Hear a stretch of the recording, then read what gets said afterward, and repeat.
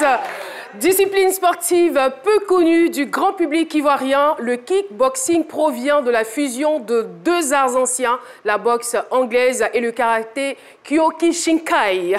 C'est un sport de combat dans lequel on utilise des coups de pied en plus des coups de main. Bienvenue sur le canal du bonheur. À la une de ce numéro, l'incroyable success story de Fabrice Niédré, double champion du monde de kickboxing K1, en qui personne ne croyait à ses débuts.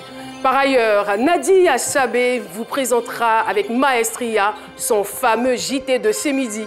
Dr Philo, quant à lui, nous réserve, comme tous les jeudis, une autre surprise. Et notre chouchou Paulus Agathon a décidé de nous livrer le top 5 des business rentables en Côte d'Ivoire. Un contenu qui va certainement booster votre envie de réussir. Restez donc connectés parce que c'est midi. C'est midi, c'est maintenant. C'est midi, c'est midi, c'est midi, c'est midi, c'est midi, c'est midi. De quoi décourager tous ceux qui voulaient nous voir tristes aujourd'hui. Jamais de la vie, découragement n'est pas ivoirien. Alors ah non, on est un peuple béni. Amen, hein? Franchement. Que n'avons-nous pas traversé? Franchement. Que n'avons-nous pas connu? En tout cas. Mais je félicite les Ivoiriens. Je suis fière d'être ivoirienne parce que malgré les difficultés, on arrive toujours à se relever. Les Ivoiriens, c'est un peuple vraiment résilient. Voilà, on aurait pu dramatiser ce qui s'est passé hier, mais bien au contraire, bon, on passe là-dessus, on encourage nos joueurs, la prochaine fois sera la bonne. Ce n'est pas faire le truc de la médiocrité, hein. Ils ont donné le meilleur d'eux-mêmes et malheureusement, la chance a basculé de l'autre côté. En tout cas. Mais on les aime, on les embrasse, on les encourage. Paulus! Oui! Paulus, comment t'as digéré ton gourmet ou pas? Ça va très bien, bonjour Caroline. On va dire que je l'ai digéré. Et voyez-vous, à l'entame de l'émission, il y avait une telle effervescence avec le public. Je me suis dit, attends, finalement, le match va être repris ou c'est la Côte d'Ivoire qui a gagné hier? Ben, je crois que ça montre à quel point nos éléphants se sont battus voilà, jusqu'à la fin et c'est à encourager. Vraiment. Nadia, oui. Nadia. Moi, je suis fâchée aujourd'hui encore. Eh, mais pourquoi? Tout à l'heure, vous avez dit chouchou à Paulus et pas moi. Ben, on peut dire chacha. Seigneur. Fâchée. Mais, Nadia, toi-même, tu sais. Je sais rien. Je sais. Je sais pas. Tu sais, je sais. Tu es mon bébé. Alors, ou bien, alors. ou bien. Moi, je sais que je suis le chouchou. Moi, je suis le bébé. Eh, Seigneur. Docteur Philo va dire quoi maintenant? C'est le vieux moment. On peut plus le D'accord. classer. Merci beaucoup. Eh bien, on va parler de kickboxing aujourd'hui. Vous allez tout savoir sur ce sport et surtout, nous allons partager la belle expérience de notre invité. Dans quelques instants, il va nous rejoindre. Fabrice Niédré, aujourd'hui, double champion du monde de kickboxing K1. Personne ne croyait en moi dès le début ou à mes débuts, si vous le voulez. On va donc s'apprêter à prêter nos mains, nos voix pour recevoir ce champion. Notre invité se nomme Fabrice Niédré, alias Daï Gozo. Double champion du monde de kickboxing K1, poids lourd. Il est âgé de 33 ans, né en France de père ivoirien et de mère martiniquaise. Il pratique ce sport depuis l'âge de 26 ans. Il comptabilise depuis 2014 74 combats, 62 victoires, 33 KO. Il est aujourd'hui sur notre plateau pour partager sa belle et brillante expérience. Merci de recevoir Fabrice Niédré.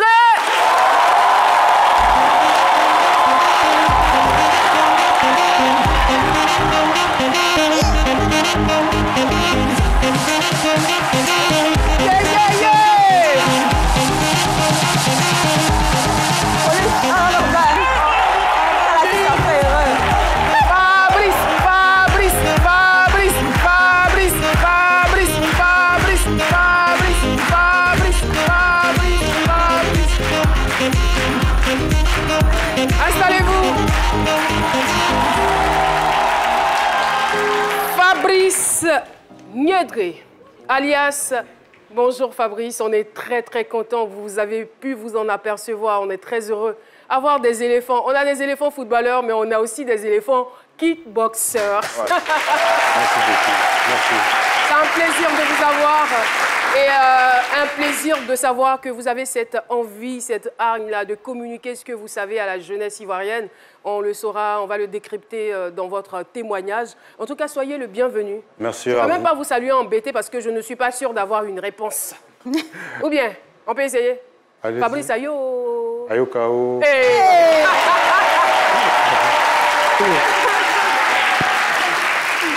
Merci beaucoup. Nous allons essayer d'en savoir un peu plus sur Fabrice grâce à ce portrait rédigé par Adi Raymond, lu par Nafi Touré. A tout de suite. Une erreur d'inattention et le pied gauche s'élance pour mettre le KO. Professionnel de kickboxing depuis 7 ans, Fabrice Niédré, double champion du monde ISCA de nationalité ivoirienne, compte dans les jambes et dans les poings 74 combats pour 62 victoires, dont 33 par KO et 12 défaites. Pour un athlète qui a dû, en dehors du ring, se battre contre les préjugés à son égard, son palmarès est éloquent. On n'en évoquera que 2 dans ce portrait. Une fois champion intercontinental K1 ISCA et 2 fois champion du monde en moins de 100 et plus de 100 kilos. Parvenir sur le toit du monde après avoir fait baisser la tête à tous ceux qui ne croyaient pas en lui, ça s'applaudit. Bravo, champion.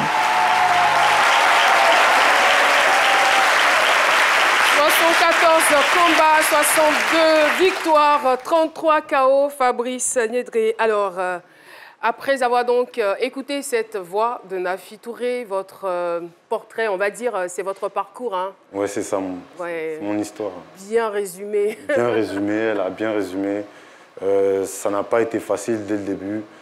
J'ai commencé le kickboxing tard, à 26 ans. Je voulais changer. Avant, je faisais du foot. Je voulais un sport où c'est moi seul qui gagne, c'est moi seul qui perd. C'est pas « Ah, c'est ta faute » comme au foot. Donc, j'ai commencé, et puis au début, « Mais pourquoi tu fais ce sport? Il y a les coups,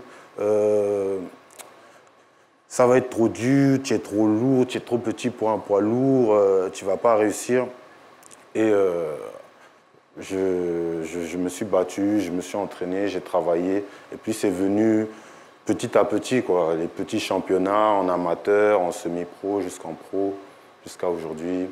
Je suis devant vous. Lorsqu'on est d'un père ivoirien et qu'on est en France d'une mère martiniquaise, qu'est-ce qui nous pousse à un certain moment donné de la vie à venir, à chercher à connaître ses racines? Ben, moi, la première fois que je suis venu en Côte d'Ivoire, j'avais 19 ans. D'accord. Voilà, à 18 ans en France, on peut travailler. Donc, mon premier job d'été, mon premier salaire, j'ai mis l'argent de côté pour me payer mon voyage pour aller en Côte d'Ivoire. Je n'ai pas dit à mes parents. J'ai pris un billet de 3 mois. Et je suis venu tout seul ici. Je ne connaissais pas ma famille. J'ai même été 2 mois à Gagnoa. Donc, des Gagnois. Ouais, voilà. Puissant. Mais, je veux dire, c'est quoi qui vous donne cette envie-là? Parce que vous avez quand même évolué dans un autre environnement. Et un jour, vous vous dites, il faut que je vienne. C'est quoi? Qu'est-ce qui vous donne cette envie? Ben, à 18 ans, 19 ans, moi, j'ai toujours voulu aller en Côte d'Ivoire. Donc, je n'ai pas pu y aller. Et puis, je me suis dit, il faut que je connaisse mes racines, d'où je viens. Mais il y a forcément quelqu'un qui vous a communiqué cette envie ou c'est peut-être l'éducation? C'est mon papa. Mon papa, il nous a toujours montré la Côte d'Ivoire, le Zouglou, quand on était petit. Donc, on a été dans ça. Et puis, un jour, je me suis dit, non, je viens de Gagnoa, il faut que je connaisse mon village. J'étais au village à 19 ans. Je suis arrivé à l'aéroport, ma famille ne me connaissait pas. Donc, on s'est découvert. Donc, et puis, c'est resté en moi. Et ça a été quoi vos premières impressions? Bah, l'accueil qu'ils m'ont fait, vraiment, l'ambiance. On était à Koumassi à l'époque. Donc, ça change de la France, voilà, à la Sikoji. Donc, j'ai beaucoup aimé cette ambiance. Donc, depuis, c'est resté là. Aujourd'hui, je suis là. Alors, vous voulez certainement voir Fabrice en action avant de poursuivre les échanges. Regardons ensemble cette vidéo.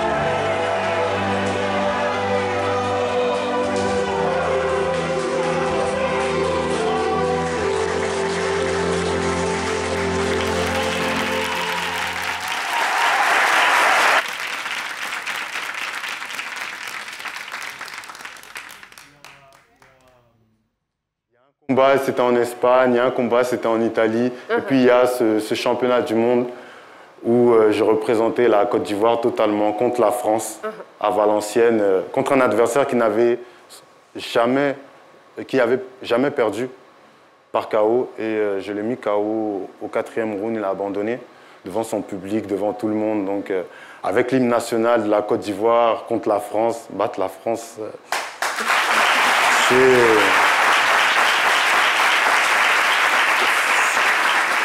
Vous êtes d'origine française, vous auriez pu, enfin, vous êtes de nationalité française oui, plutôt, vous auriez pu combattre pour la France, oui. mais vous décidez de combattre pour la Côte d'Ivoire. Pourquoi ce choix? Ben, à un moment, faut savoir, j'avais gagné 2-3 titres avec la France. Avec la France, dans un premier Donc, à un temps. moment, j'en avais marre, j'avais envie d'arrêter en 2018-2019. Et puis, je me suis dit que non, je dois boxer pour moi, pour me faire plaisir. Je dois boxer pour représenter d'où je viens, ma famille, mes origines, le nom Niédré. Donc, ensuite, rentrer avec le drapeau ivoirien, tout ça, l'hymne national, vraiment promouvoir ce sport en Côte d'Ivoire qui n'est pas connu. Donc, c'est une fierté pour moi. C'est une fierté pour moi. Je suis convaincue, mordicus, en vous entendant, que personne ne pourra enlever des Ivoiriens cet amour, cette fierté-là. On est tellement fiers de nos racines, on est tellement fiers d'être Ivoiriens. On est tellement fiers, il faut savoir qu'en France, en plus, il y a toutes les origines.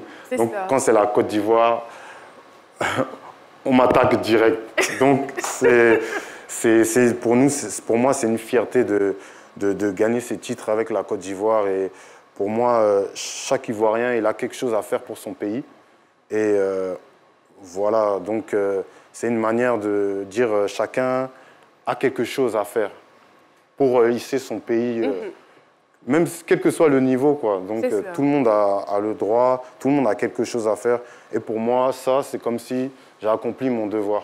Et c'est comme un rituel, hein, parce que chaque fois, vous venez, vous faites votre entrée avec le drapeau ivoirien et votre short aussi c'est ça. Orange, blanc et vert, quoi. Gadji Célie sur des sons BT.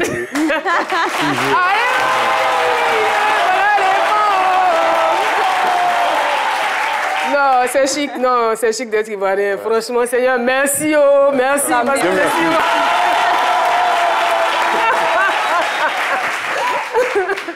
D'accord. Alors, vous êtes agent de sécurité. Oui. Et la question que je me pose, comment d'agent de sécurité on devient champion du monde de kickboxing? Bah, faut savoir que je travaille la nuit, je suis agent de sécurité. Vous continuez? Oui, c'est une fonction que vous exercez jusqu'à aujourd'hui, malgré votre titre, double titre de champion. Malgré champion du monde. Malgré ça, ça étonne beaucoup de gens là-bas. Mais c'est comme ça. Moi, j'attends pas derrière quelqu'un pour faire quelque chose. Dans la vie, il faut compter sur soi-même. Donc, il faut se battre.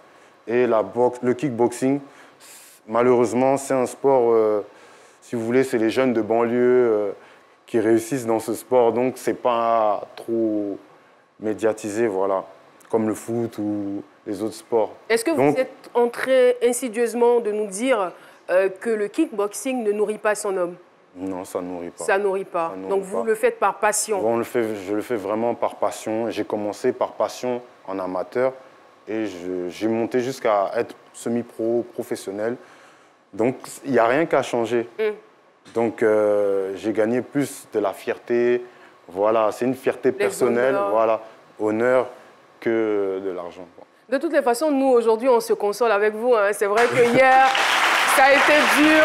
Mais le fait de savoir que nous avons un frère qui se défend bien et qui est aujourd'hui champion du monde, ça nous sied. Oui, Nadia, d'abord, on va essayer d'être un peu... Vas-y. Non, il faut bien que je sois galant. Ouais, ça.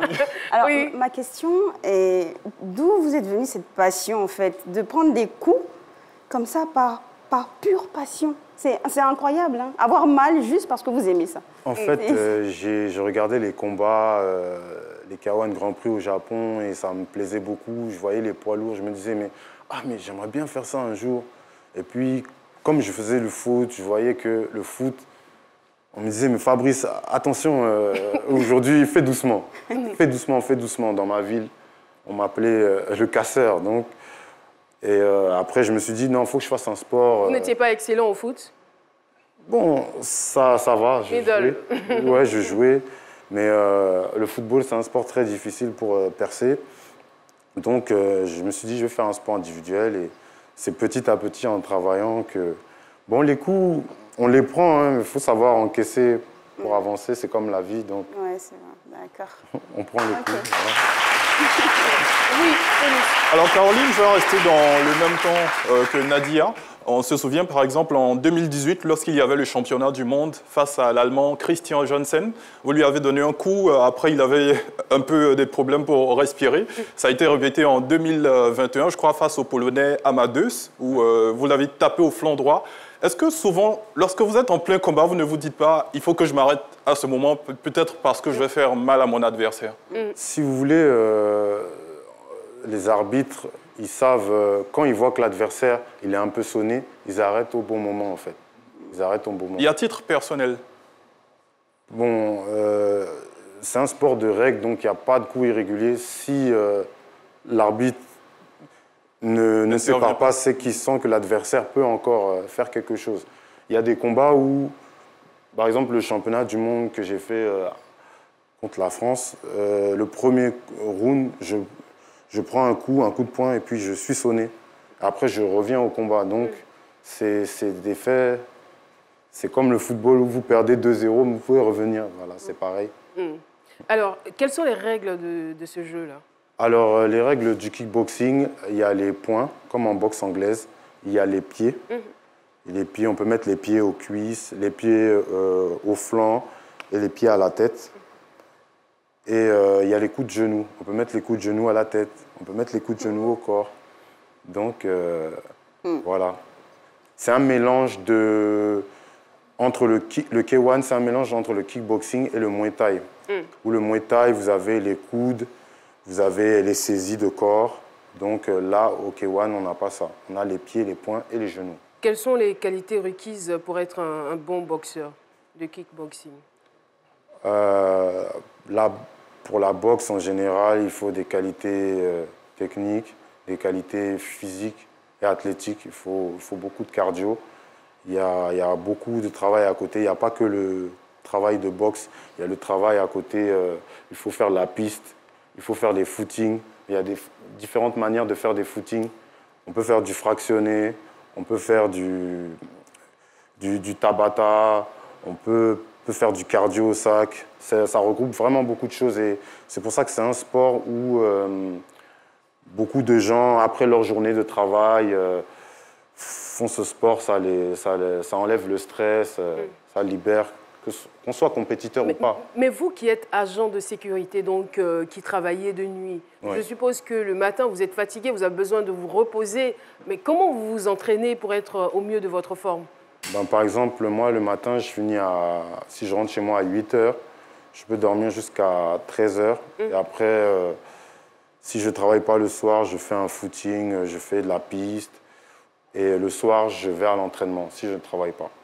Et si je travaille, je ne peux pas aller à l'entraînement. Donc, je fais une séance. Et quelles sont les difficultés auxquelles vous avez été confronté durant votre parcours?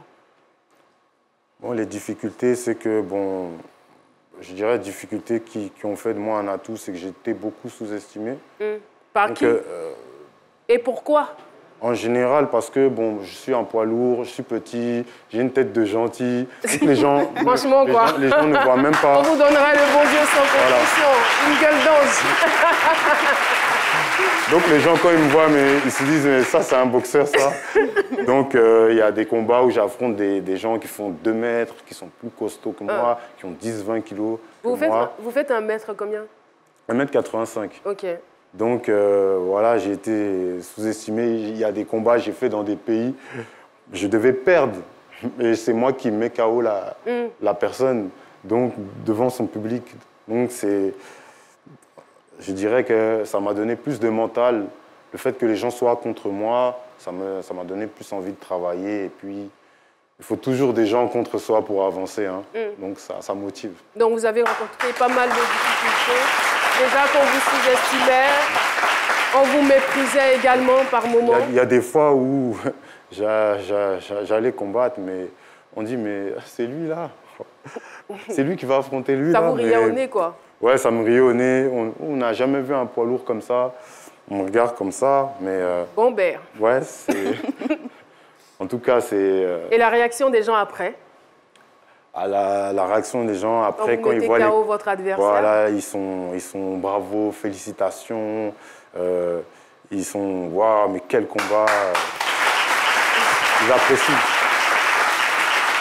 Et quel a été le rôle de la famille? Est-ce que la famille, au départ, vous a découragé et après vous a encouragé? La famille, bon, au début, ma mère, elle ne voulait pas que je fasse de ça. Mais après, elle a vu que je revenais, je n'avais pas trop de blessures. Donc ça va. Et puis, mon papa, il m'a toujours encouragé. Il m'a toujours encouragé. Il me dit, mais tiens, le short, mets le short orange blanc vert, ce short-là. Il me dit toujours. On est vraiment différents, quoi. C'est-à-dire que le papa, vas-y, go. Mais à un moment, elle a son joli garçon. Elle a peur qu'il soit amoureux. Moi, la maman, elle est là, quand je ramène les ceintures, elle est là pour faire les photos, voilà.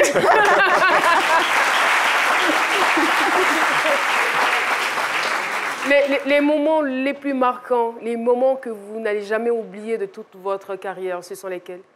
Le premier moment, je dirais que c'était au championnat de France semi-professionnel, j'ai fait 2 combats contre 2 gars. Il y en a un mec qui faisait 2,5 m, il faisait 130 kg, et moi je faisais mes 100 kg. Et je l'ai battu aussi en finale. Donc j'avais fait 2 combats ce jour-là pour remporter une ceinture championnat de France, ça m'avait ému. Et puis le deuxième souvenir, c'est ce titre-là là, avec la Côte d'Ivoire, vraiment. Quand le speaker a fait l'hymne national, a dit voilà, pour la Côte d'Ivoire, champion du monde, là, je me suis senti fier, vraiment.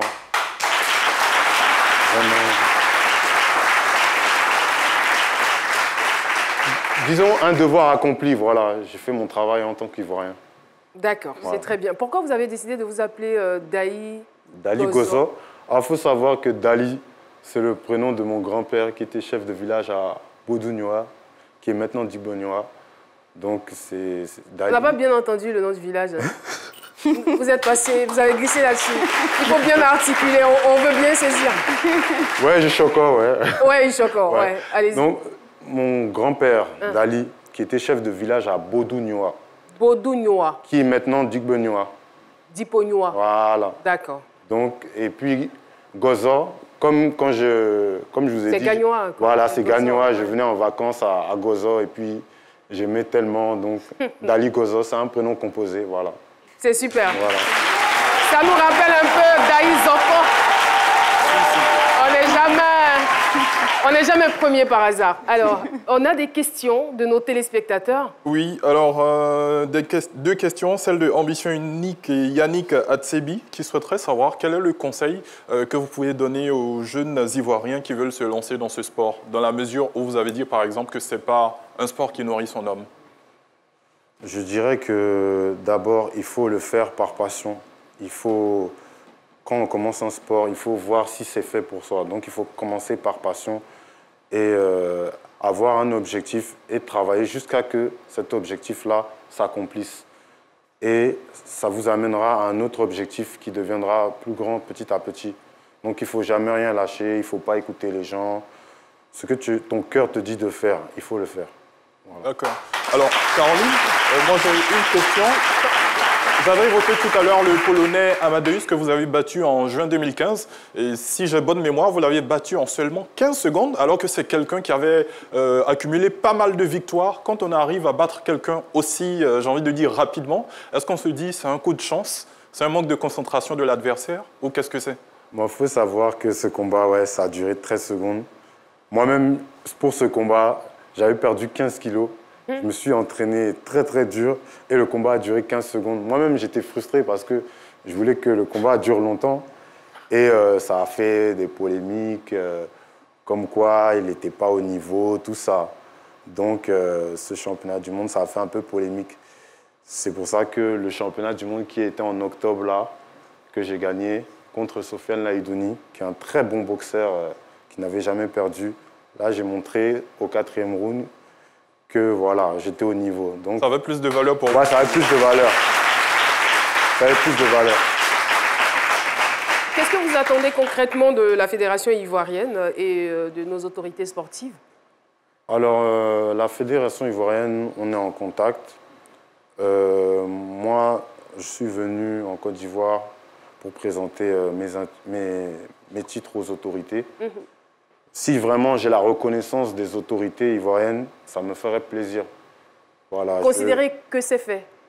Après cette émission, voilà. vous recevrez des coups de fil.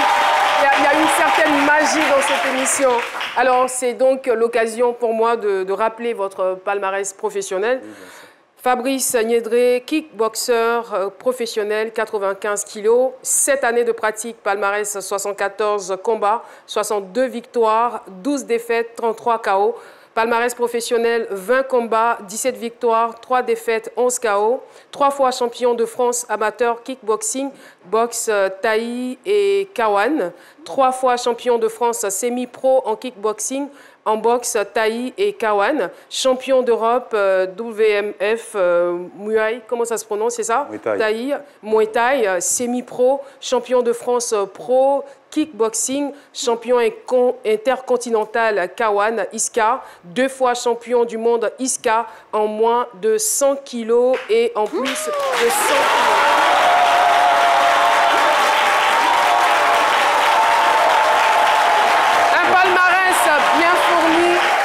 Palmarès qui met tout le monde d'accord et tout le monde KO en même temps, franchement. C'est très bien.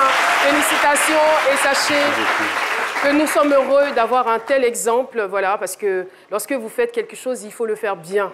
Et c'est ce que vous avez fait. Et vous n'avez pas abandonné. Ce qui est impressionnant, vous n'avez pas abandonné votre job. Oui. Vous êtes fier de dire que vous êtes agent de sécurité, oui. Malgré tous ces titres. Et c'est une valeur que vous êtes en train de nous communiquer. Donc, on va se laisser sur ce que vous avez à communiquer à la jeunesse ivoirienne. Qu'est-ce que vous voulez qu'elle retienne de vous et qu'est-ce que vous êtes prêt à lui apporter? Alors moi, je voudrais dire à la jeunesse ivoirienne que dans la vie, là, quand on a quelque chose dans le cœur, il faut le faire à fond. Que tu fasses commerce, que tu fasses un sport ou bien n'importe quoi, il faut se donner à fond. Et quand tu mets ton cœur à l'ouvrage dans quelque chose, dans n'importe quel domaine, ça va arriver. Ton objectif va arriver. Il suffit de se donner à fond dans tout ce qu'on fait et petit à petit, ça va arriver. Donc, après la reconnaissance des autorités, un projet à proposer aux jeunes? Pourquoi pas ouvrir un club ici, un club ici où on enseignera le kickboxing à tous les enfants de quartier. Pourquoi pas? Ce serait une bonne idée. Merci beaucoup. Merci infiniment, Fabrice. Vous restez avec nous jusqu'à la fin de cette émission. Nous allons profiter pour contempler vos différentes médailles et ceintures. Merci. Eh bien, l'émission se poursuit. Nous allons juste marquer une pause. On se retrouve dans quelques petits instants pour la deuxième partie. Quels que soient vos challenges familiaux, la nouvelle Kyren 10 litres est à vos côtés pour vous simplifier la vie. Avec son nouveau format plus économique à 1500 francs, découvrez la nouvelle Kyren 10 litres, facile à utiliser, disponible dans tous les points de vente. Kyren, soif de vivre.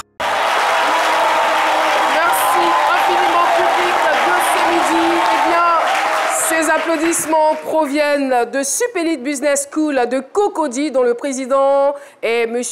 Kassi Aka Francis. Merci de votre présence dans ce studio.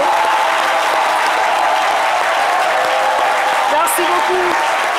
Nous saluons également l'Académie internationale des sciences et techniques, AIST, Abidjan-Trècheville, dont le responsable est M. Kwame Konan.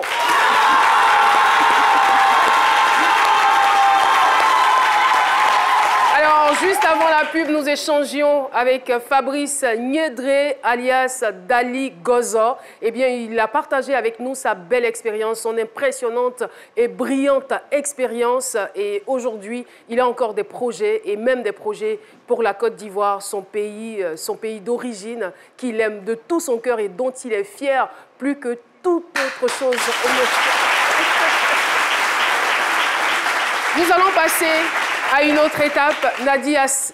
Nadia Sabé, non, pas Ariel Chenet, Nadia Sabé est très impatiente. Est-ce qu'on va s'en sortir avec ça là? De faire sa chronique. Elle est très amoureuse de la fille que vous voyez là. On la retrouve tout de suite. Alors, Nadia, c'est comment? Ça va?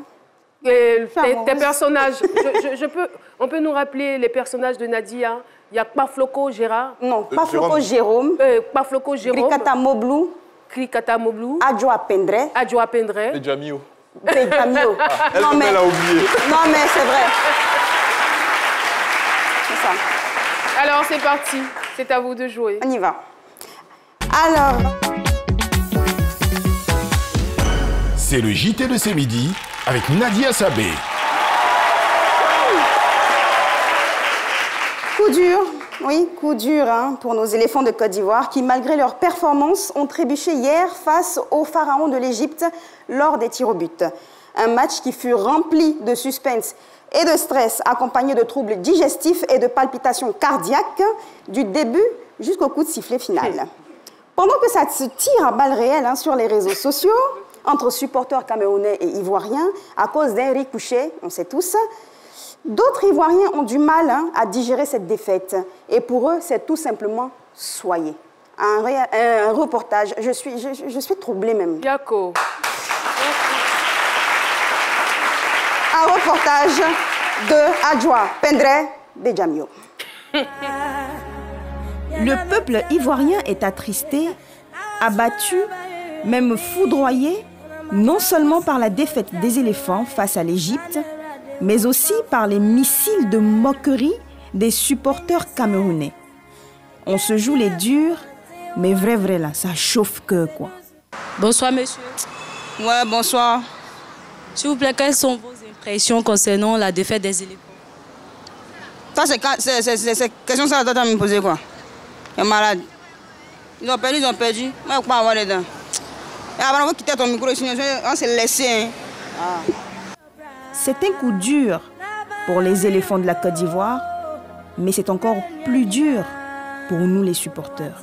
Yako, comme on le dit chez nous, et nous espérons que la prochaine CAN sera la bonne.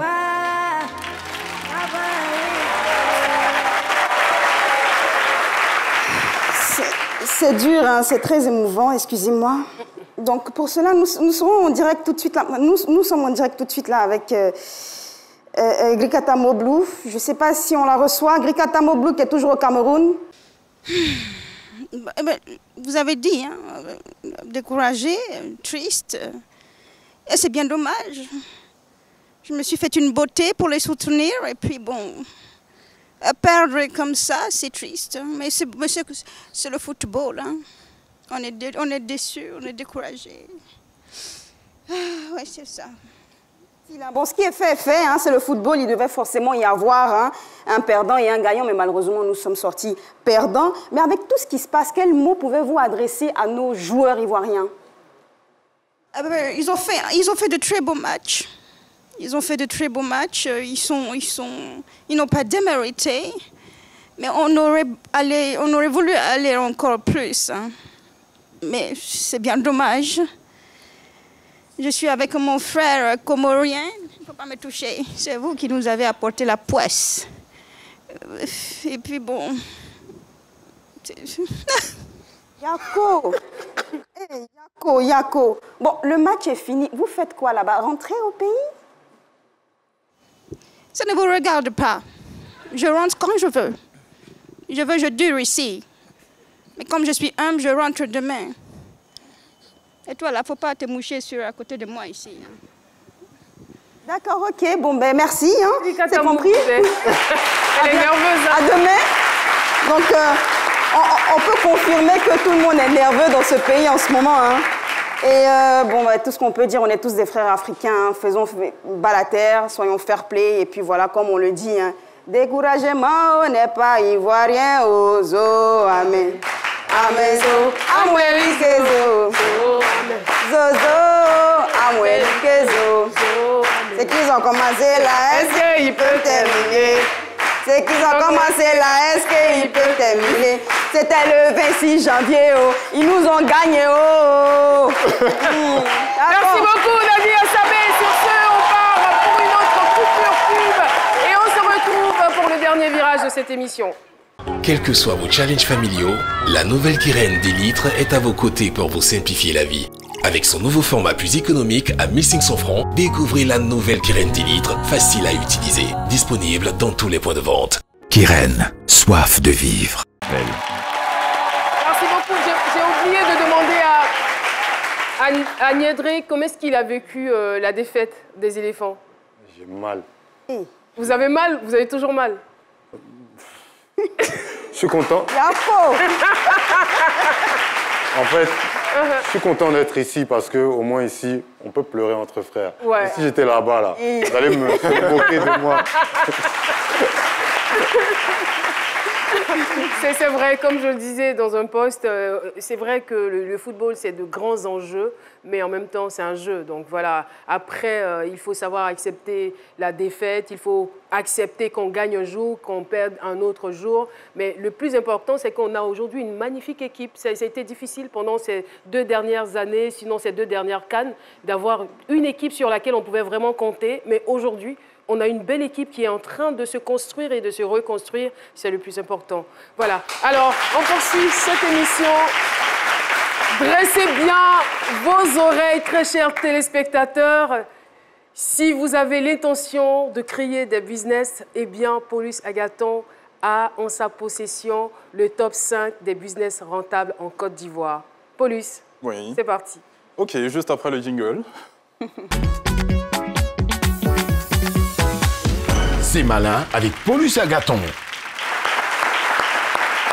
Alors, il faut dire qu'il y a tellement d'activités qui marchent en Côte d'Ivoire. On s'est demandé est-ce qu'on peut avoir un top 5 universel. Et finalement, ce qu'on a trouvé, c'est le top 5 de Paulus. Et dans le top 5 de Paulus, la première activité, c'est la production ou la vente, sinon la revente aussi, d'attiqués. Oui, le succès de ce business a fait qu'il est aujourd'hui très répandu et même au-delà des frontières ivoiriennes et africaines, puisqu'on trouve même des commerces d'attiqués en Asie et en Europe. Et si nous nous fions à une publication de l'ex-préfet d'Abidjan, Vincent Tobiri, en 2020, il disait l'attiqué et tous les produits dérivés du manioc représenteraient un peu plus de 500 milliards de francs CFA. Donc imaginez le potentiel. Ce qui veut dire en fonction des moyens dont vous disposez, vous pouvez choisir soit la production ou la vente ou tout simplement la revente. Et pour la petite info, on a même identifié des boutiques de Mauritaniens qui vendent de l'attiqué. Et terminons aussi avec cette histoire d'attiqué, des vendeurs de garba. En 2014, on en comptait 4052 uniquement à Abidjan. Donc imaginez en 2022, c'est un potentiel inestimable. Voilà. À Yopougon, on mange l'attiqué avec le porc, le cochon. Voilà. Gabriel. C'est ça, Gabriel. Et il se dit... Ou encore le porc kojo. Ou encore Voilà. Le porc kojo. Le porc kojo. D'accord. D'accord. Donc, on va parler de l'élevage de cochons, parce qu'on peut même parler de la volaille aussi. Voilà. Il se dit que le porc est la viande la plus consommée en Côte d'Ivoire après le poulet. Et je me demande même, en fait, si ces deux viandes ne rivalisent pas, en fait. Voilà. Et dans le monde, c'est plus de 115 millions de tonnes de viande de porc qui sont consommées par an. Et je pense que la Côte d'Ivoire a une part importante à l'intérieur. Donc, si vous vous lancez sur cette niche-là, vous pourrez générer pas mal de revenus. La troisième activité dont nous allons parler, c'est le secteur des pressings et blanchisseries. Voilà, pour diverses raisons, ce n'est pas toujours évident de traiter soi-même son linge. Donc, on a plus ou moins tous recours au service de ceux qui détiennent des pressings ou des blanchisseries pour le faire. Quatrième activité, ce sont les salons de coiffure. Bon, c'est vrai que mes cheveux ont un peu poussé cette fois-ci, mais en général, on se coiffe, un homme se coiffe à peu près 1 à 2 fois par mois. Les femmes aussi, elles vont au salon de coiffure. Donc, de façon très régulière. Oui, de façon très régulière, même j'ai envie de dire, j'ai envie d'insister. Donc voilà, que ce soit pour salon de coiffure pour hommes ou femmes, ça marcherait très bien. Terminons avec le e-commerce. Aujourd'hui, vous le savez certainement tous, presque tout se vend en ligne, que ce soit sur des sites dédiés, des sites de petites annonces ou sur les réseaux sociaux. Donc vous également, il vous suffit de trouver l'activité, on va dire quoi, l'article, sinon les articles que vous souhaitez vendre, et vous pourrez vous lancer aisément dans le e-commerce à budget très réduit. Voilà, j'espère que vous avez apprécié. Rendez-vous jeudi prochain pour une autre rubrique C'est malin. Merci beaucoup, Paulus. Et Vino qui fait son entrée dans ce studio.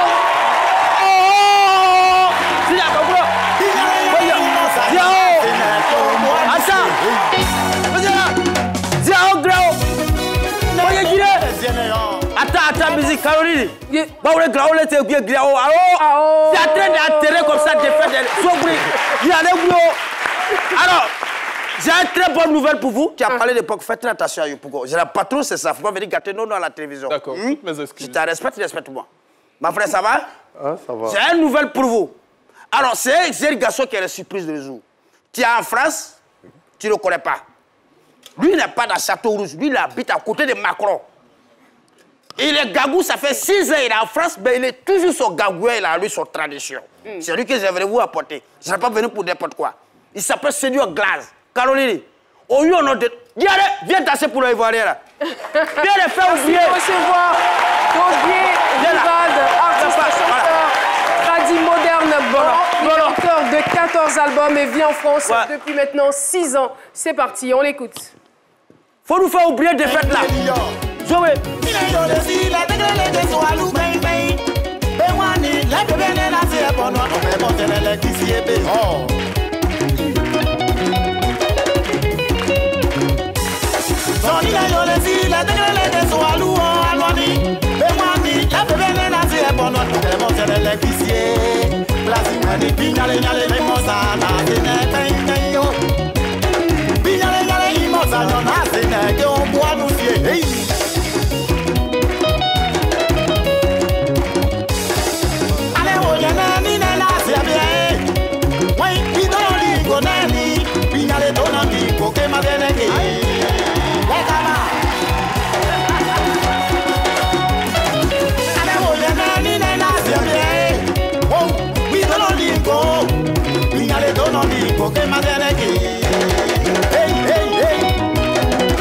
Julien Connard, mon mentor, vas-y.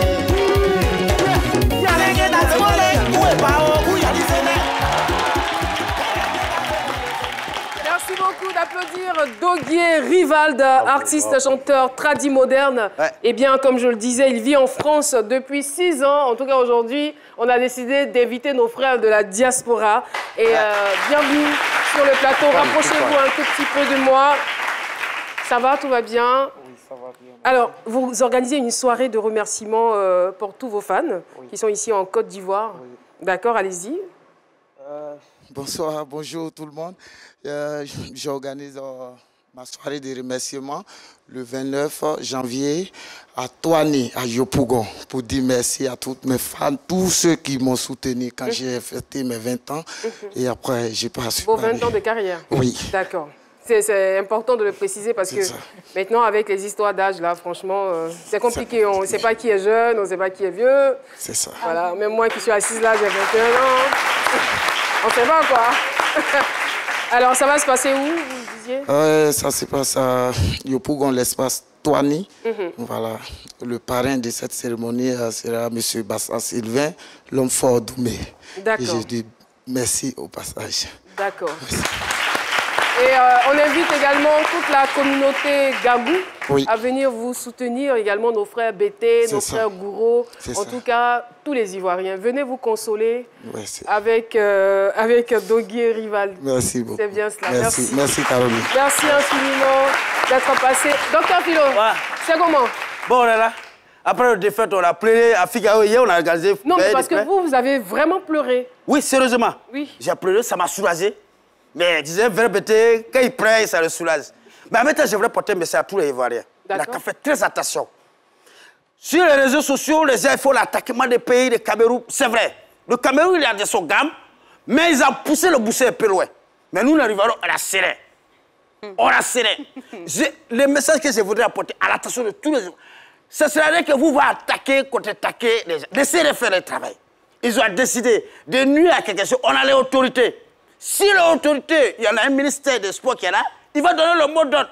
Vous n'avez qu'à les laisser. Il y en a qui disent on marche sur le drapeau. On attend les preuves. Restez tranquille. Nous, on a serré. 2023, il n'est pas loin. Non.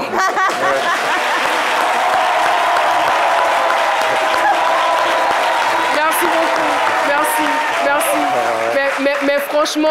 Mais franchement, moi je dirais mettons bas la terre parce que ça va tellement loin.